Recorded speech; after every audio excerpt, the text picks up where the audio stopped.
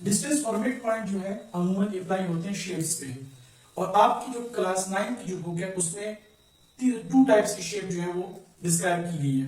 Number 1 triangles, number 2 squares and rectangles and parallelograms.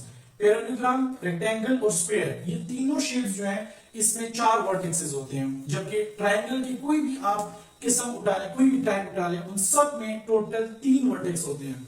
तो आइए अब हम देखते हैं कि 3 वर्टेक्स वाले को हम कैसे सॉल्व करते हैं और 4 वर्टेक्स वाले को कैसे हम सॉल्व कर सकते हैं। लेट्स सपोज, हम सपोज करते हैं कि हमें एक क्वेश्चन पेपर में दिया जाता है 1 2 और vertex B is equal to 1 -3 और C वर्टेक्स जो है हमारे पास -1 और 0 है। अगर 3 वर्टेक्स है तो इसकी मोस्ट प्रोबेबली कि आपका जो क्वेश्चन होगा वो होगा अबाउट ट्राइंगल।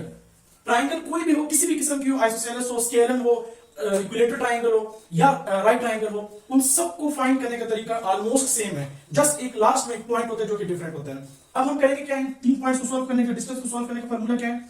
सबसे पहले हम AB को सॉल्व करेंगे।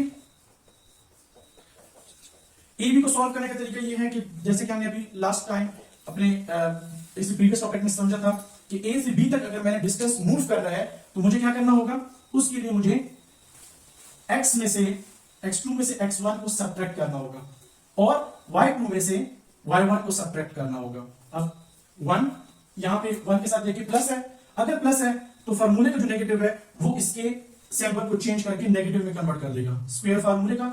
Similarly for y axis -3 same इसी तरह रहेगा, और जो y1 की वैल्यू है वो 2 है, +2 है तो उसको ऑटोमेटिकली हम नेगेटिव में कन्वर्ट कर देंगे। नेगेटिव में कन्वर्ट करने की रीजन क्या है, क्योंकि हमारे पास डिस्टेंस में नेगेटिव का सिंबल यूज होता है। नेगेटिव का सिंबल जहां भी यूज होता है तो उससे किसी भी वैल्यू की जो सिंबल होता है वो चेंज हो जाता है। इसी तरह 1 - 1 = 0, -3 - 2 = -5 होल स्क्वायर, 0 स्क्वायर = 0 + 25। एक बात याद रखिएगा बच्चों, जो सबसे इंपॉर्टेंट है वो यही है कि अगर आपका डिस्टेंस में कभी भी आंसर नेगेटिव में आए तो इसका मतलब है कि आपने सिंबल में कहीं ना कहीं पे गलती की है। सिंबल का खास ख्याल रखिएगा, क्योंकि स्क्वायर्स के बाद नेगेटिव हमेशा जो है वो खत्म हो जाता है। आंसर क्या आ गया आपके पास 25 का जो अंडर रूट होता है वो 5 होता है, तो आपका AB का डिस्टेंस क्या आ गया 5। सिमिलरली AB का डिस्टेंस फाइंड हो गया, अब हम फाइंड करेंगे AC का डिस्टेंस। AC में सबसे पहले A की वैल्यू लिखेंगे 1 2 -1 0।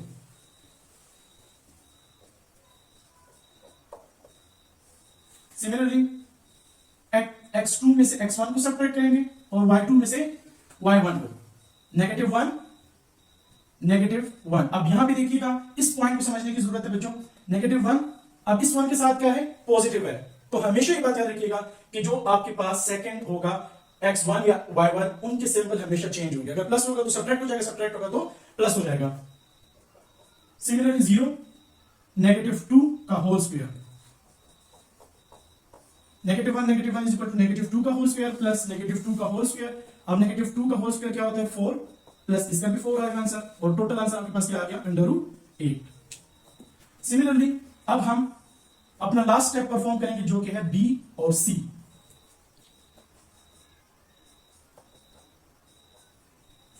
BC का डिस्टेंस भी हम सेम इसी तरह ही लेंगे, -1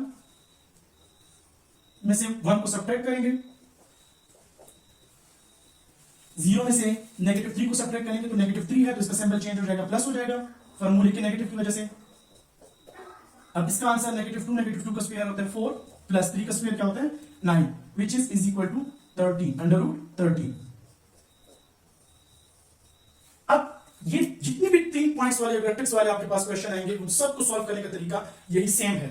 आपने क्या करना है, AB का डिस्टेंस लेना है, इसी तरह BC का और फिर AC का। सिमिलर अब यहां पे देखिएगा कि क्या तीनों का आंसर सेम आया, तीनों का आंसर चेंज है, एक का 5 है, एक का √8 है, एक का √13 है। अगर तीनों का आंसर चेंज है तो ये स्केलर ट्रायंगल है, अगर तीनों का आंसर सेम आता तो ये इक्विलेटरल ट्रायंगल होती, और अगर किसी भी 2 पॉइंट्स का आंसर सेम आता तो ये आइसोसेलेस ट्रायंगल होती। आपके 7.1 में सिर्फ इन 3 टाइप्स की ही ट्रायंगल्स को मेंशन किया गया है।